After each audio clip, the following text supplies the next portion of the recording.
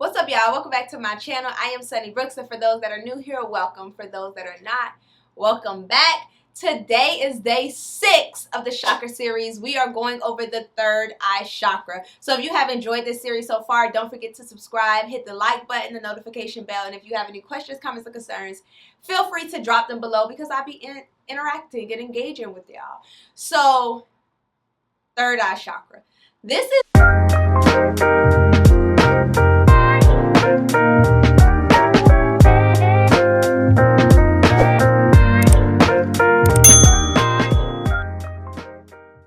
that chakra that I feel like everybody talks about, everybody refers to. It's in the rap songs, it's in the music videos, it's in the Instagram posts, it's in the memes, it's on the gifs. Like, it's the third eye chakra, right?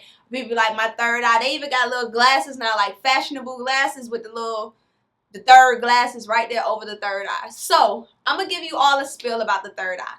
So the third eye is is located first right here. Right here. See it? Right there. In the middle of our eyebrows. It is the 6th chakra because we start from the bottom to the top. It is associated with the color indigo. So it's going to be that deep, deep, deep bluish color. So it's associated with the color indigo. Some crystals that are good for the third eye. It's going to be any dark crystals.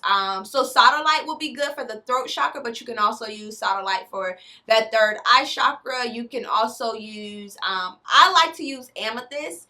You can use amethyst for crown or third eye, but I like to use amethyst. I also like to use like lepidolite. I also like to use lapis lazuli. I really love lapis for the third eye. So those are some crystals you can use. When it comes to the third eye, it deals with intuition. It deals with that gut feeling, that inner knowingness, the sense of just that sense of knowing, being connected, being in tune. It is really our intuition chakra. The affirmation that I would kind of put with the third eye chakra is I see. I see.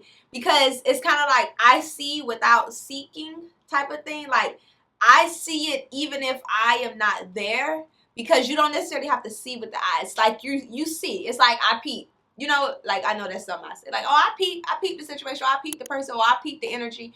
It's really a I feel thing because I feel like the intuition is a feeling that we may get, but it is I see. That will be the affirmation. For something that is like in balance when it comes to the third eye chakra, underactive would be like if you like, oh, I don't know when my intuition is speaking to me. I'm not really in tune with my intuition. I wouldn't say that I'm an intuitive person. It's hard for me to tap into my intuition. You feel like you maybe not get nudges, or like you don't get quote unquote signs or like feelings of danger. You just you don't feel connected internally to self or to your intuition. Overactive now.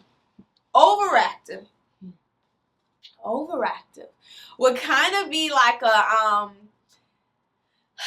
someone who is like extremely intuitive, kind of like a know-it-all.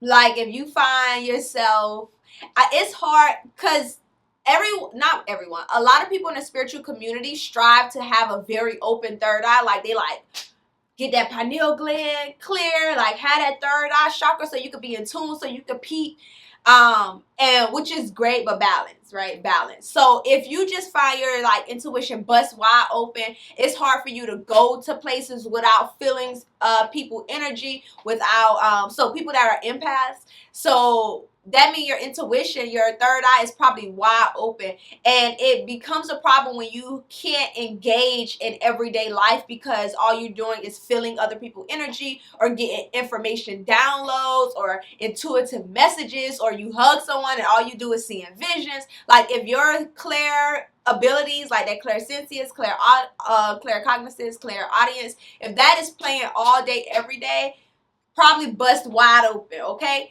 There are times that your third eye will be extremely open. So if you are a person that give readings or you divine, often divine would be like if you read cards for yourself or use the pendulum. If you're using that, during that time you're relying heavy on your third eye and your crown chakra. So that may be a time where your third eye is like bust wide open, where you getting all the feels, all the messages, everything. But on an everyday basis, yes, you want your intuition to be guiding you and leading you, but you don't want it to interfere with your everyday interactions. So it is a balance with being just in tune with yourself, being able to follow and connect with your intuition and know that it is your intuition speaking to you. So some activities would be really, I would say, free, like drawing or writing. You could do some writing, but just not thinking about it, just like being guided and led. Like you have to do some like disconnecting, like just like you kind of have to do some like decompressing. You got to do some work to get to that like space, but it's kind of like get into the zone. Whatever you get in the zone with, you could be an athlete, you could be a music artist, you could be a musician, you could be a bodybuilder. Whatever you get in the zone, whatever that feels like for you, it's kind of like getting into that, but with some sort of creative outlet. Maybe that's drawing, painting, writing, singing. So something where you're just doing it as like you're not thinking about it. You're just trusting whatever comes to you. So you have colors and you're not thinking about what you're drawing. You're just like literally, oh, black, boom. Whatever tells you to drop the paintbrush in, you just put it there. Or if you're writing, you're not thinking about what you're writing, or you're not trying to make sense of it. You're just like scripting, right?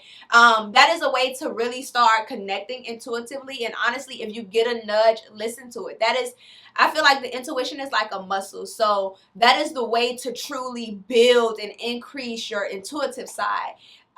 Connecting with your intuition, but also listening to it. The more you listen to it, the more that your intuition basically know that you trust it, it gives it more to you, if that makes sense. So, yeah.